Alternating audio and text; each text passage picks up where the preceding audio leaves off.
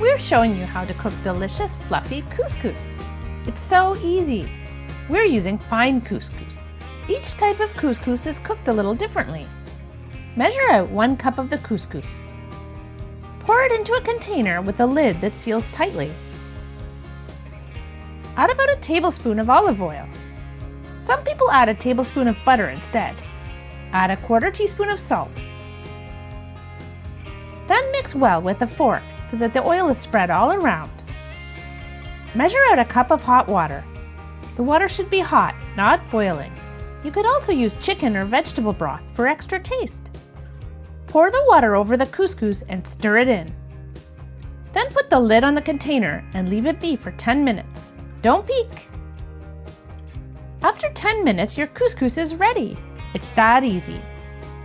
Now you just need to fluff it with a fork and it's ready to serve. Look how light and fluffy it is.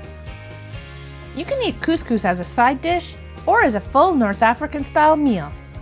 It's also great in a salad, like tabbouleh. However you eat it, we hope you enjoy it. If you liked our couscous video, we think you'll like this one too.